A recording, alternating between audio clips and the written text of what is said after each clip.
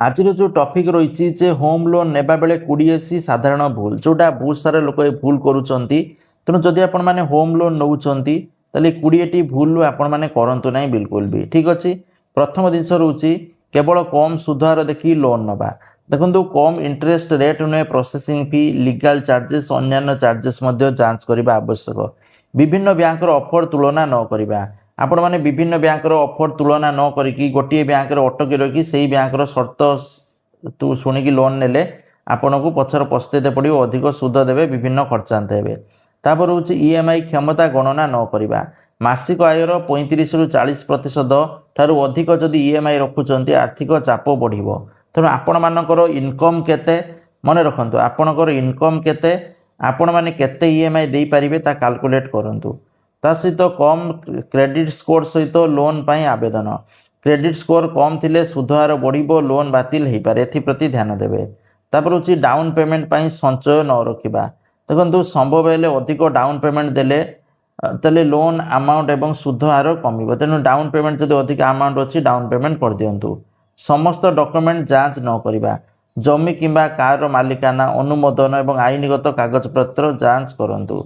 Loan agreement न पढ़ी जो लोन करता समस्त नियम शर्त चार्ज बुझा आवश्यक जदि आपण लोन पढ़ुं लोन नौ सहित प्री पेमेंट किंबा प्री कोजल नियम जाना दरकार। जदि आप लोन नहीं लोन नेले ईएमआई देवे जदि चाहते मो कतर पैसा है मुझे सुझी देमी कि तेणु आगुआ लोन सुध कले बा सुझी देले कौन से अतिरिक्त चार्जेज अच्छी कि ना विषय जानतु।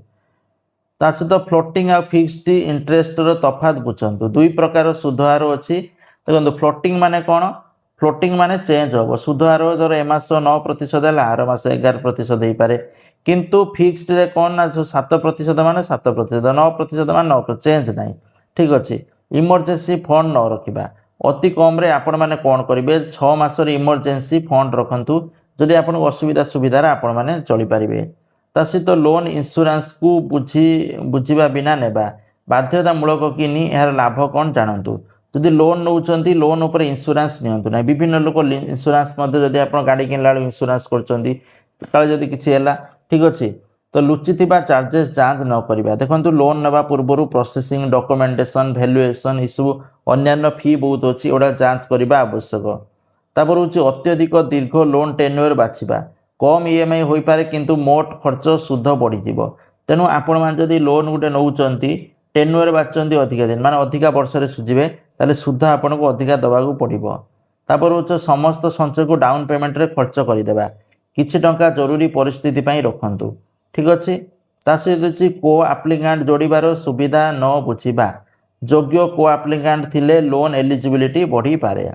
तापर हूँ भविष्य आय बा खर्च को ध्यान न दवा परिवार शिक्षा अन्य खर्च पाई योजना करंतु केवल लोन को देखिले हेनी। समय ईएमआई देवा जदि समय ईएमआई नदेवे पेनाल्टी लगे क्रेडिट स्कोर प्रभावित हम। तापर हूँ टैक्स सुविधा विषय न जाना योग्य हेले होम लोन उपर मिलुवा कर सुविधा तापर जो नियम रही जे बिल्डर आ प्रोजेक्टर विश्वसनीय जांच करवा अनुमोदित एवं विश्वसनीय प्रोजेक्ट बाछंतु। तापर हूँ आवश्यकता अधिक लोन नवा जदि जोटी सुझी न पारे मेचे लोन नहीं जिबे आर्थिक चाप बढ़ो तेणु जी लोन जी आवश्यक से लोन नियंतु जेपरिक आपण मैंने सुझी पारे। यही इनफॉरमेशन थैंक यू जय जगन्नाथ।